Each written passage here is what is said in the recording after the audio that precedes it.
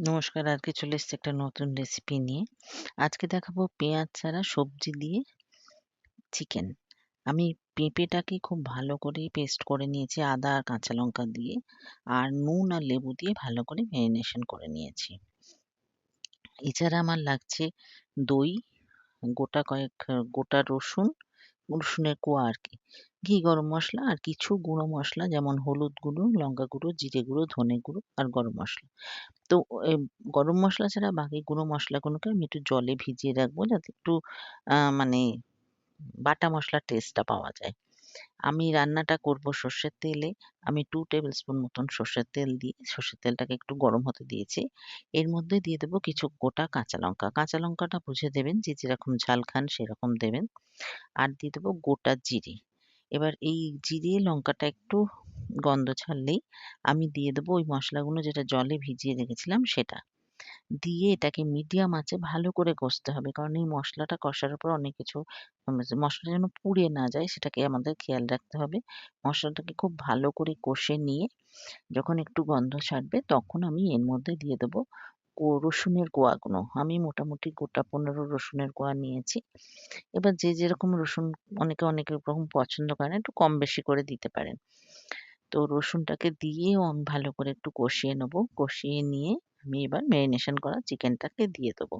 দিয়ে এবার মসলার সাথে চিকেনটাকে খুব ভালো করে মেশাতে হবে।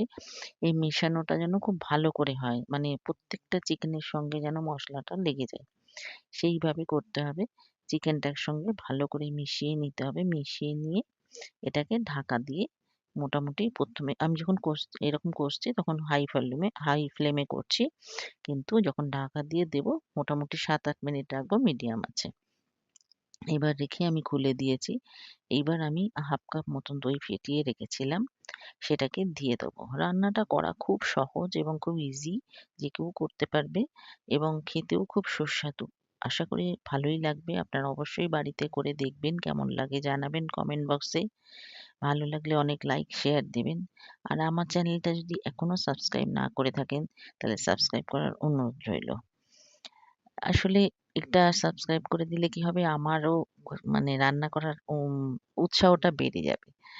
ভালো লাগলে আপনারা বললে। আমি এরপরে দিয়ে দিয়েছি ১.৫ কাপ মতন গরম জল। এখানে গরম জল ব্যবহার করবেন। আর জলটা বেশি না দিলেই ভালো হয়। দিয়ে আমি আবার এটাকে মিশিয়ে দিয়ে ঢাকা দিয়ে দেবো। আবার এরকম মিডিয়াম আঁচে ৭-৮ মিনিট মতো হতে দেব। এর মাঝখানে আমি একটুখানি নুন দিয়ে দিয়েছিলাম ঢাকনাটা খুলে। নুনটা বুঝে দেবেন।